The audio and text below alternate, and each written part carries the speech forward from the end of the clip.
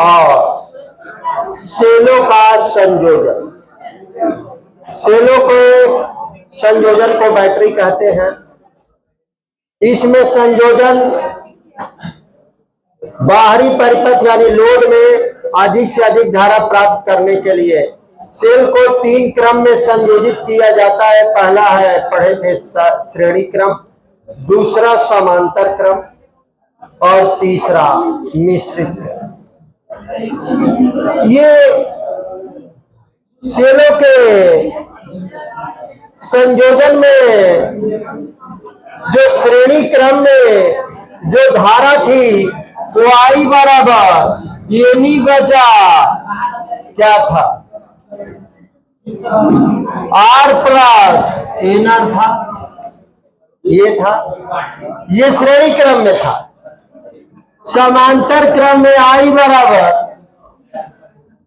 क्या था, एनी बटा आर प्लस एनआर, ये था। और मिश्रित क्रम में था आई बराबर एम एन ई अब बटा एम आर प्लस एन, ये था।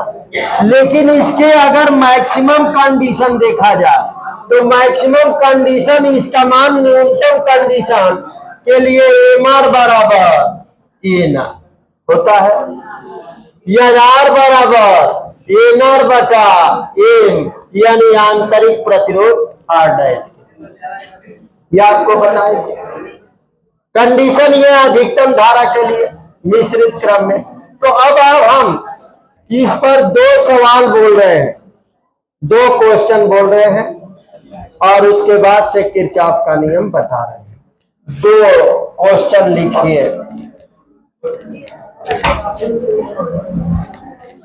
क्वेश्चन फर्स्ट, पहला क्वेश्चन,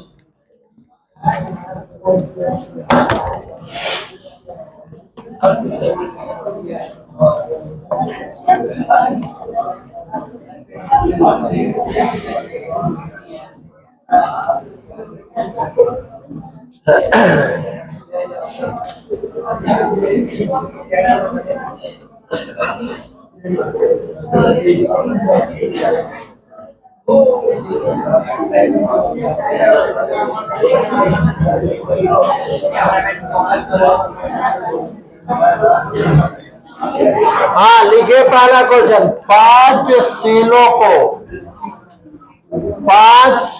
को श्रेणी क्रम में जोड़कर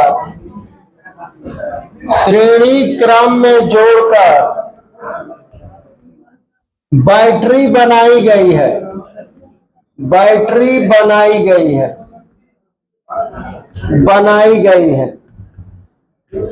प्रत्येक सेल का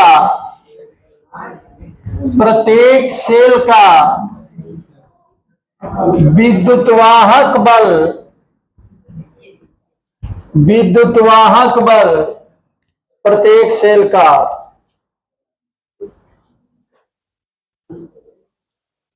1.2 वोल्ट और आंतरिक प्रतिरोध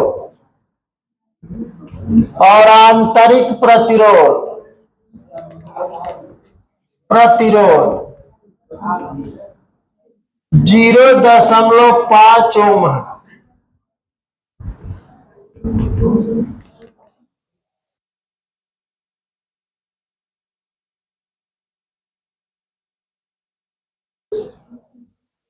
अब इनसे बाहर जो है 57.5 ओम का लोड जोड़ा गया है। इस बैटरी से 57.5 ओम का बाहरी प्रतिरोध जोड़ा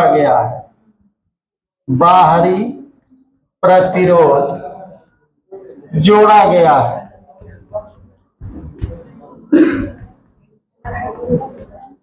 प्रतिरोध में धारा की गणना कीजिए।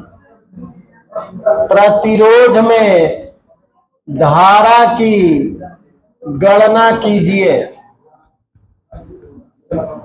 धारा की गणना की। ये पहला क्वेश्चन। हाँ, बिल्कुल चित्र भी देख लीजिए, जैसे कहेगा वैसे देख लीजिए। हाँ,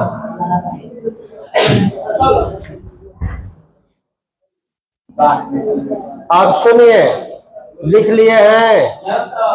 देखिए, पहले इस क्वेश्चन में ये देखिए कि बाहरी लोड है 57.5, देख रहे हैं, और आंतरिक प्रतिरोध देखिए कहाँ है, 10.5। इसकी तुलना में ये बहुत छोटा है कि नहीं? 57.5 की तुलना में ये बहुत छोटा है। तो जब आंतरिक प्रतिरोध बाहरी प्रतिरोध की तुलना में बहुत छोटा होता है तो सेलों को श्रेणी क्रम में जोड़ा जाता है। पढ़िए ये बात। हाँ, नहीं, तब जोड़ा जाएगा जब आंतरिक प्रतिरोध बाहरी प्रतिरोध से बहुत बड़ा हो। ये लिखा गया।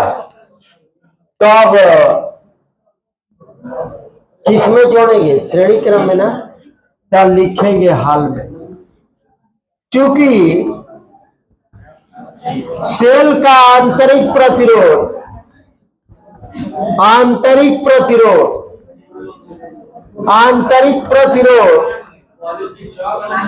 नहीं, ये बात साबित करना होगा ना कि श्रेणी क्रम है कि समांतर क्रम, तब ना श्रेणी क्रम में जोड़ेंगे चित्र में। चूंकि सेल का आंतरिक प्रतिरोध बाहरी प्रतिरोध की तुलना में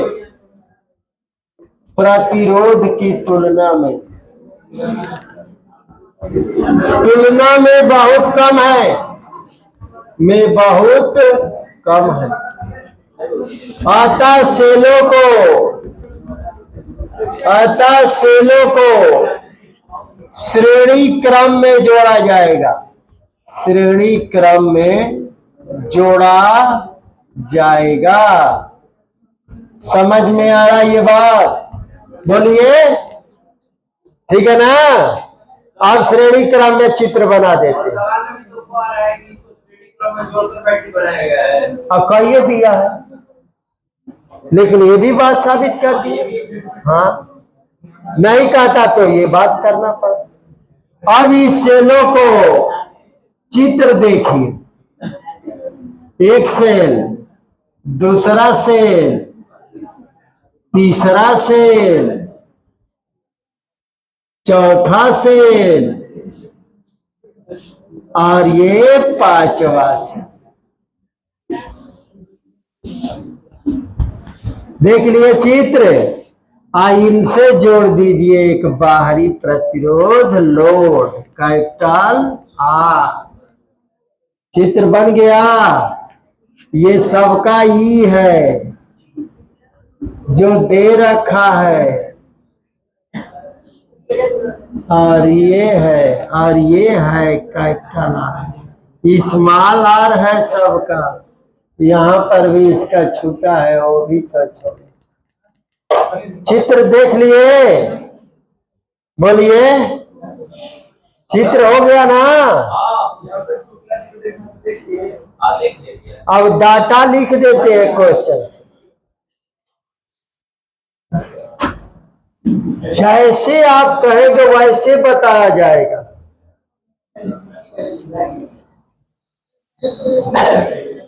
सेलों की संख्या कितनी है? 3 बराबर कितना है? प्रत्येक सेल का विद्युतवाहक बल कितना है? 1.2 वोल्ट। और आंतरिक प्रतिरोध स्मॉल आर कितना है?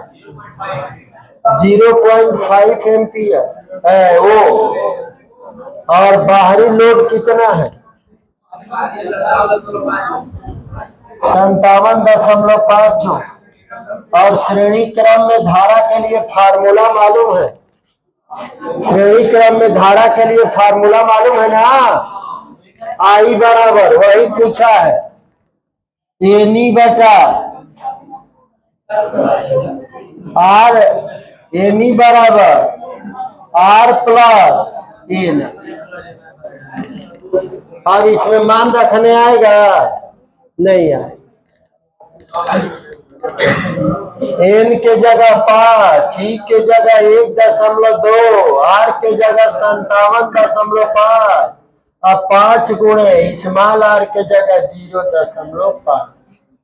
तो आई बराबर हो गया 12×5=60 और ये 2.5 तो 57.5 और 2.5 57.5 और 2.5 60। तो आई बराबर 1/10 बराबर 0.1 MP आंसर हो गया। क्या दिक्कत है इसमें, हमको तो समझे में नहीं आ रहा है कि गुणा भाग करने नहीं आ रहा है कि मान रखने नहीं आ रहा है। सूत्र पहले ही सूत्र लिखकर दिखा भी दिए हम।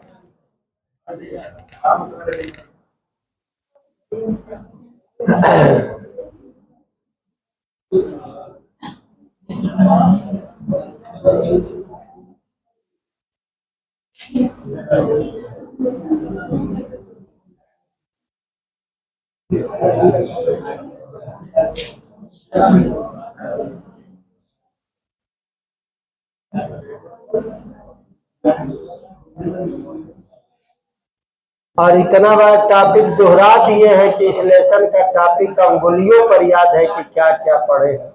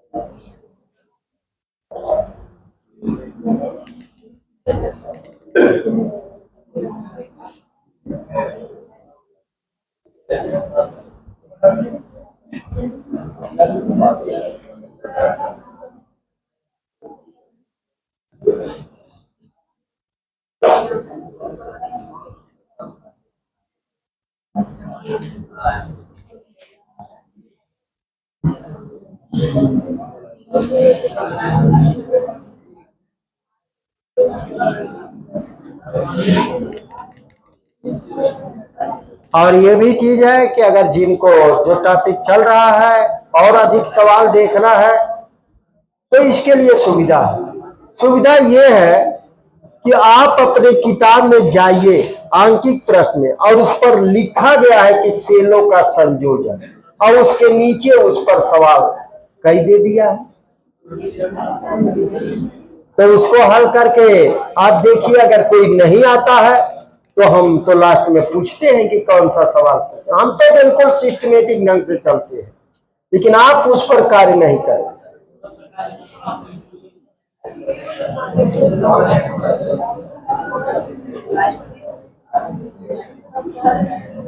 हाँ, अब जो है दूसरा क्वेश्चन, हाँ क्वेश्चन मिटा रहे हैं। अच्छा अच्छा,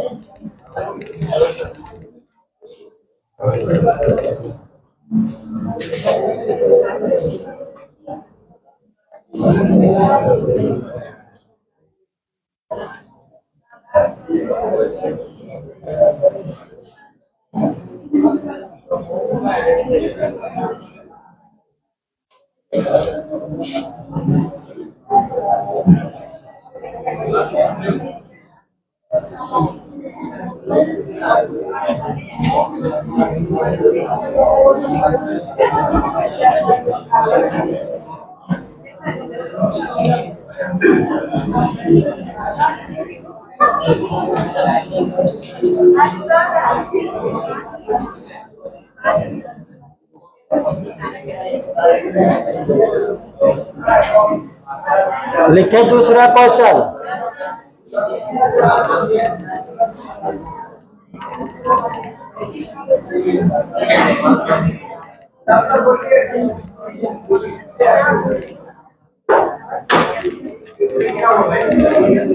हाँ, क्वेश्चन नंबर 2। 36 सेलों जिनमें प्रत्येक का विद्युत वाहक बल 1.2 वोल्ट और आंतरिक प्रतिरोध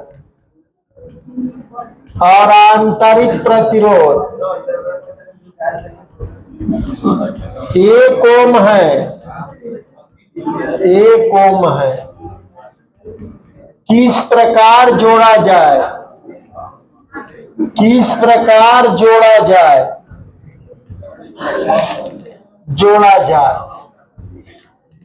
किस प्रकार जोड़ा जाए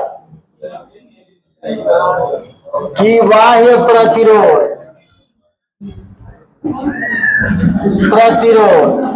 तो बात कर रहे हैं। बाह्य प्रतिरोध 4 ओम में अधिकतम धारा प्राप्त हो, अधिकतम धारा प्राप्त हो।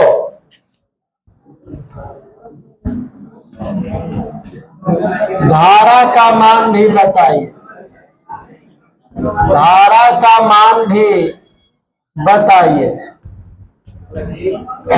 ये क्वेश्चन है आपका।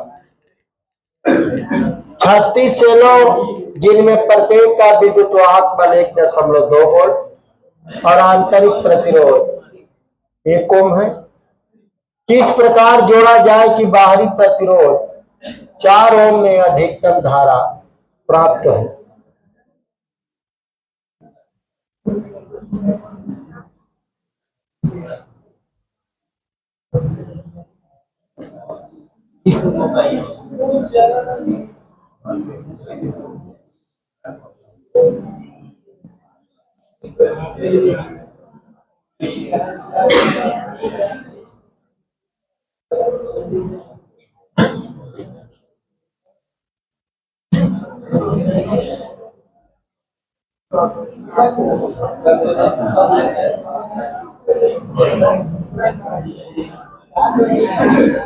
इसका चित्र बनाने की आप इसको है बहुत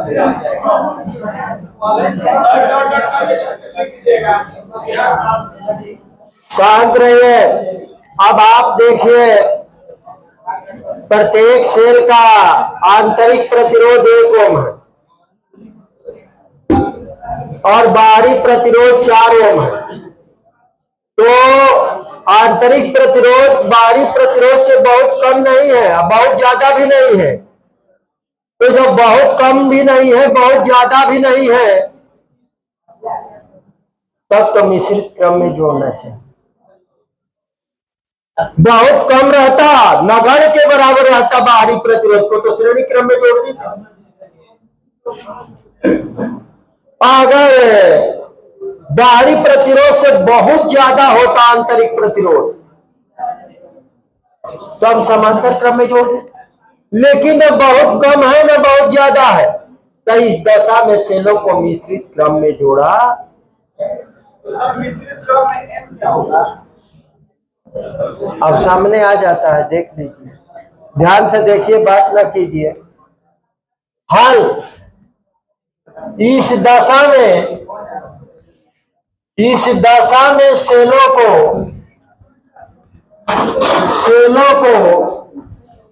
इस दशा में सेलों को मिश्रित क्रम में जोड़ा जाएगा। मिश्रित क्रम में जोड़ा जाएगा।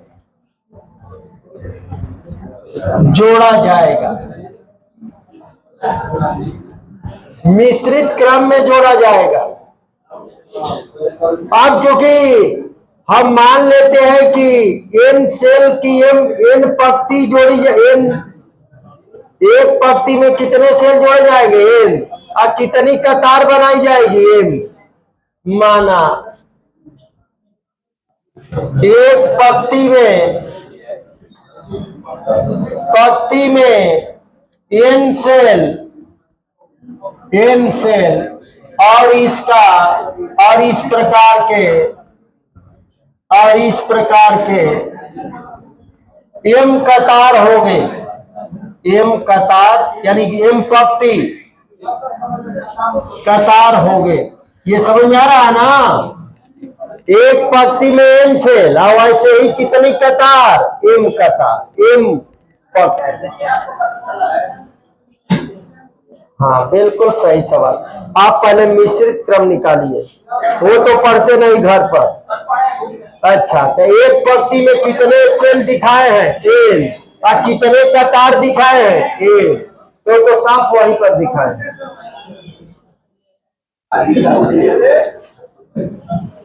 पढ़ते तो है नहीं हो। अब कुल सेल कितने हैं? 36 ना, 36 सेल है ना। तो एक पत्ती में एन सेल है, एम कतार है, तो कुल कितने सेल पड़े? M N. एक लाइन में 10 पौधे हैं, 4 लाइन है, तो कुल कितने पौधे हैं? वो समझ में आ गया। एक लाइन में एन सेल है और एम पत्ती है, तो कितने सेल पड़े? M n. तो एम एन बराबर 36। समीकरण जो बात कर रहे हैं, एम एन बराबर 36। बोलिए, 36 चल रहा है टोटल। ठीक है। ये एक लाइन में एन सेल, एम पत्ती है, तो एम एन हुआ ना टोटल सेल, वो कितने के बराबर है? 36। आप सुनिए, अब डाटा क्या है? प्रत्येक सेल का विद्युत वाहक बल ई बराबर कितना है? 1.2 वोल्ट। आंतरिक प्रतिरोध स्मॉल आर कितना है? 1 ओम।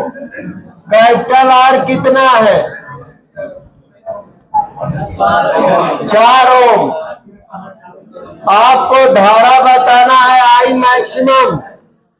मैक्सिमम बताना है। ये प्रश्नवाचक चिन्ह है। क्लियर? अधिकतम धारा, एम और एन के मान भी बताने, ये छोड़ दीजिए, पहले एम और एन के मान निकालिए। किस प्रकार जोड़ा जाएगा, यानी कितना एक पत्ती में कितना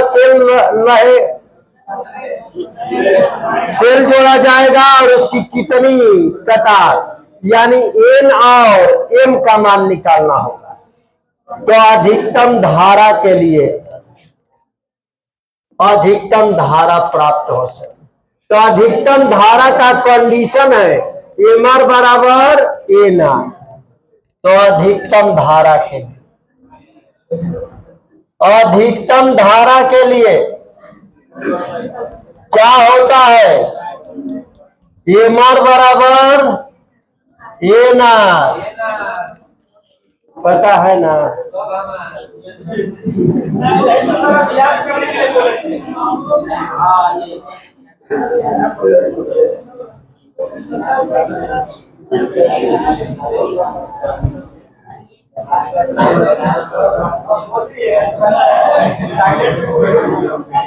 आर का मान 4 और स्मॉल आर का मान 1।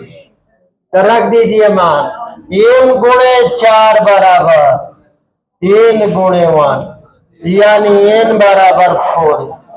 समीकरण नंबर 2।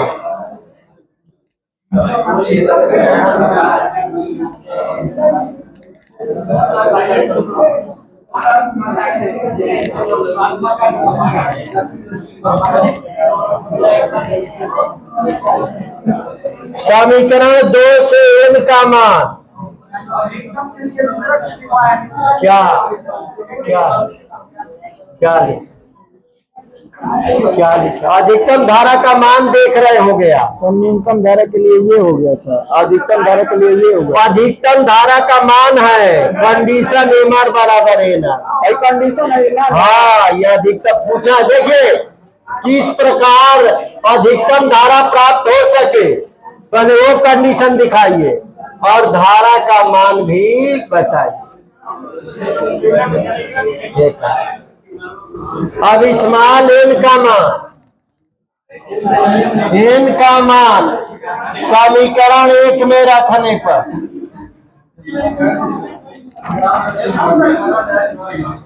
कितना हो जाएगा? m गुणे 4m बराबर 36, 4m स्क्वायर बराबर 36, m स्क्वायर बराबर 9, तो m बराबर 3।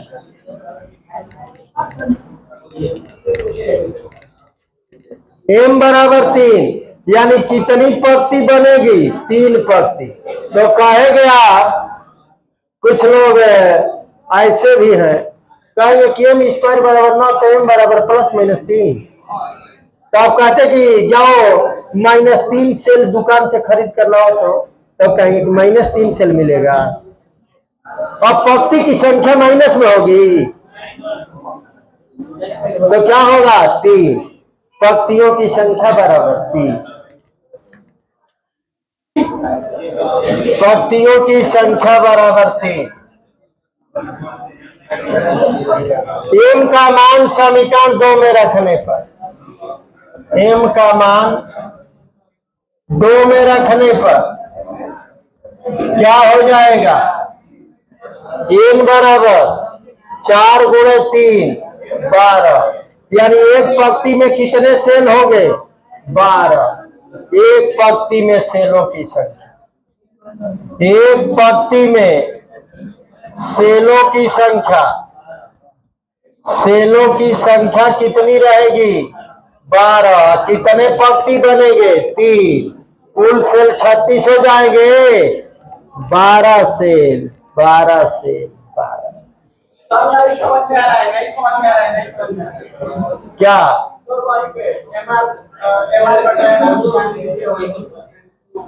ये अधिकतम धारा के लिए सर वो कहाँ से वो लिखते हैं बराबर वो नहीं समझ में आ रहा है। अधिकतम धारा की शर्त है। देखिए कापी निकाले थे, दिखाए भी थे, यहाँ पर आए थे तो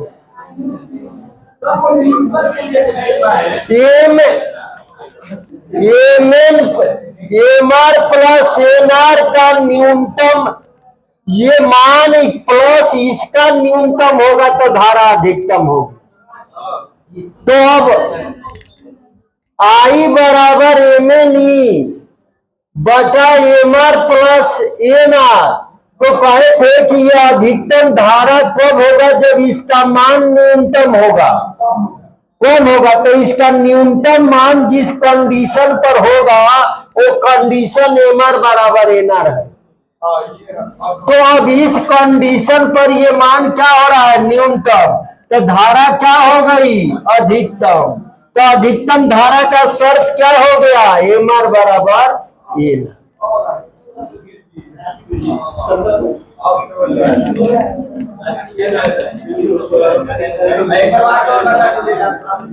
अब अधिकतम धारा का मान, अधिकतम धारा आई मैक्स बराबर,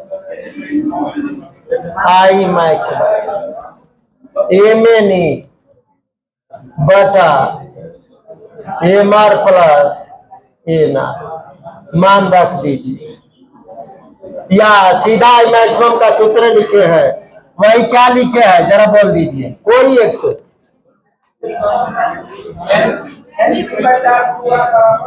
एम एन ई बटा 2r, ठीक है। एम एन है, एम ई बटा 2r। वो शक्ति नहीं ना बोल रहा है स्क्वायर, स्क्वायर तो शक्ति वाला है। हाँ हाँ, तो एम का मान कितना है? 3, ई का मान और 2 गुणे आर का मान 4, तो ये 3.6 बराबर स्मॉल आर है।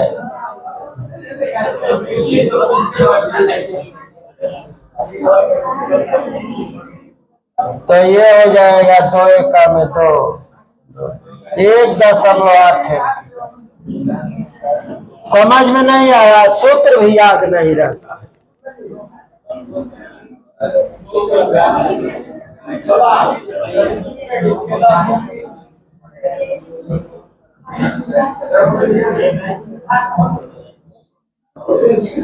यानी 12 सेल श्रेणी क्रम में जोड़े जाएंगे, 3 पंक्तियां बनाई जाएगी, अधिकतम धारा 1.8 एम्पियर। क्लियर है ये? हाँ,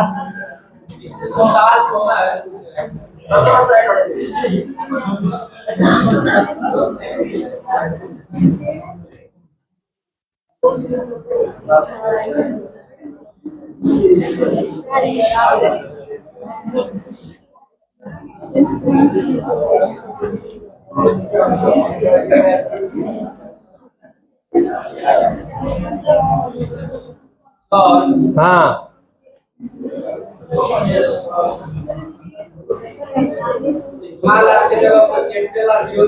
नहीं हो सकता, नहीं हो सकता, इसलिए कि हमने माना है कि एम पंक्ति है और एन जो है एक पंक्ति में सेलों की संख्या है, तो पूरा चीजें उलट जाएगा वो।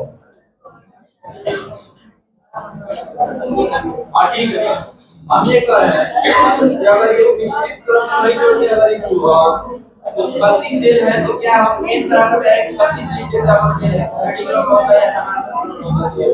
तो इन बराबर 36 सेल को श्रेणी क्रम में जोड़ देते तो आपका कुल आंतरिक प्रतिरोध जो है 36 ओम हो जाएगा एन आर, और बाहरी प्रतिरोध कितना है? 4 ओम है। तो 36 ओम जो है 4 ओम की तुलना में नगण्य नहीं है। एक बात कर, मान लीजिए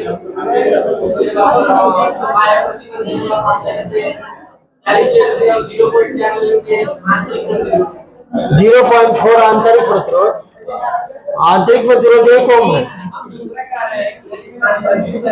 हाँ, क्या? आंतरिक प्रतिरोध 0.4 ओम, 0.4 ओम है। हाँ, और बाह्य प्रतिरोध 40 हो गया।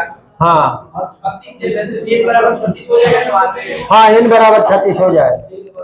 हाँ, इसलिए को कंडीशन देखा जाता है, इसीलिए लिखे थे। शांत रहिए। अब जो है अगला हेडिंग लिख दीजिए। आपने सेलों का संयोजन देखा, किरचॉफ का नियम।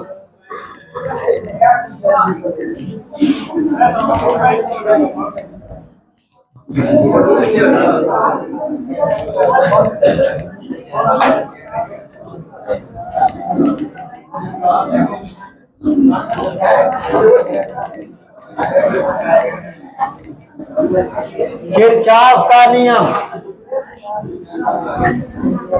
किरचॉफ का नियम।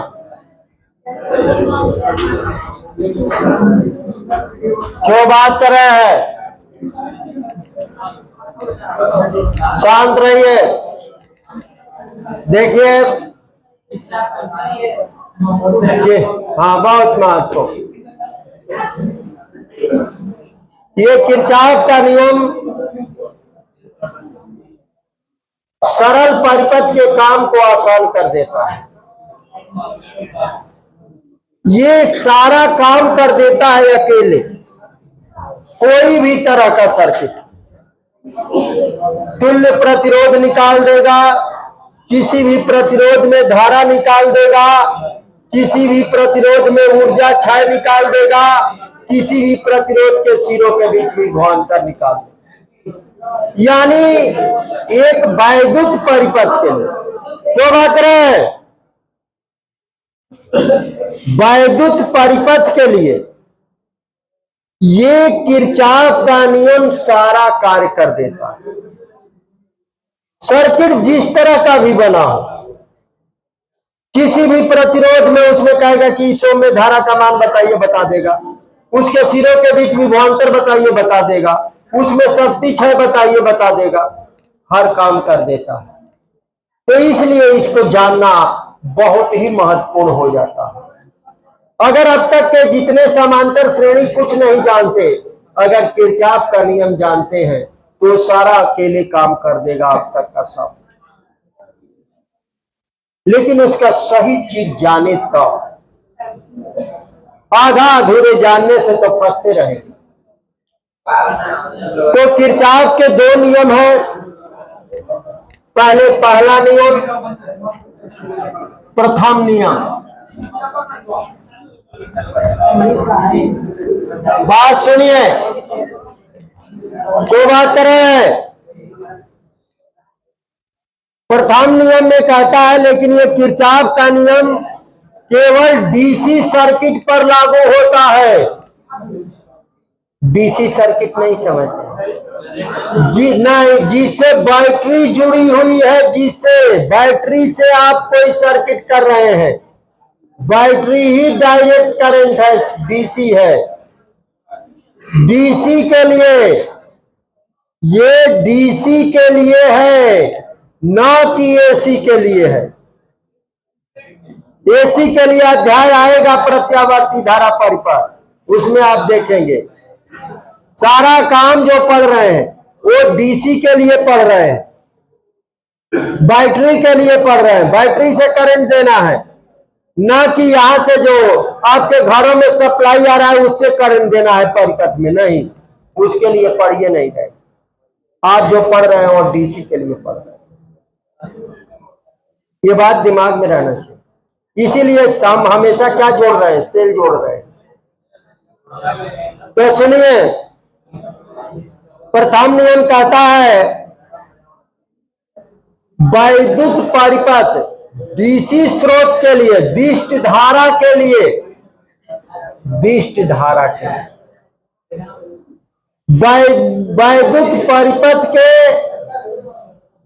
किसी संधि पर, क्या बात है उधर बात कर रहे हैं, दिष्ट धारा परिपथ के लिए किसी संधि पर मिलने वाली धाराओं का बीजगणितीय योग शून्य होता है। आप ऐसे समझो, संधि जंक्शन, जब आपके या जंक्शन कहते हैं, ट्रेन रेलवे की भाषा में सुने हैं जंक्शन आप, जहां से कई दिशाओं से ट्रेन आती है और दूसरी दिशाओं में जाती है, उस स्टेशन को जंक्शन कहा जाता है। हाँ, बेलखरा रोड जंक्शन नहीं है, बस एक साइड से आई दूसरी साइड से निकल, हाँ, माउंट जंक्शन। तो उसी तरह से सर्किट में भी होता है। अगर आप सर्किट बनाते हैं तो एक इधर से धारा आ रही है, यहां से इधर इस जंक्शन पर कई दिशाओं से आ रही है, और किधर कहीं जा रही है, इधर जा रही है, इधर जा रही है, तो ये जंक्शन। जब ये जंक्शन बनता है, घरों की वायरिंग कराते हैं तो जंक्शन बनते हैं, और जंक्शन जहां बनते हैं वहां डिब्बा लगा देते हैं वो, हाँ, वो जंक्शन पर डिब्बा लगा देते हैं।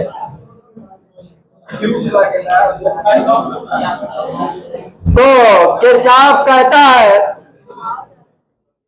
कि दिष्ट धारा परिपथ के किसी संधि पर मिलने वाली धाराओं का बीजगणितीय योग शून्य होता है।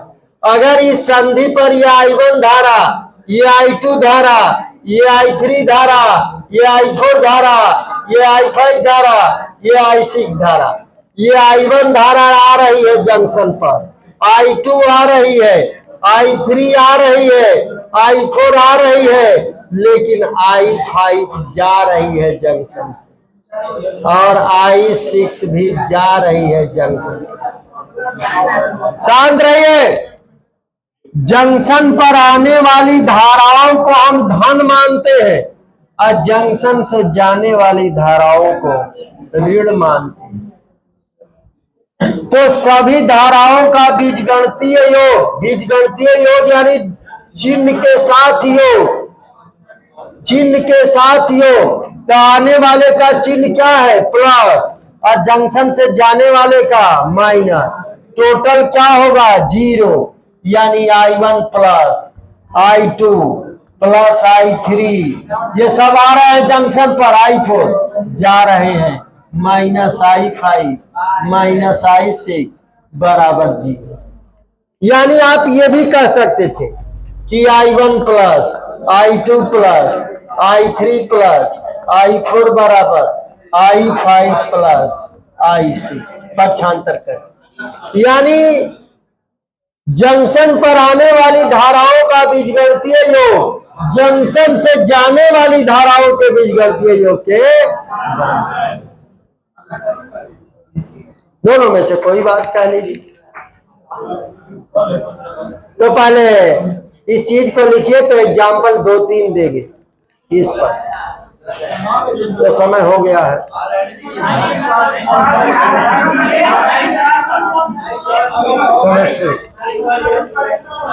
केमिस्ट्री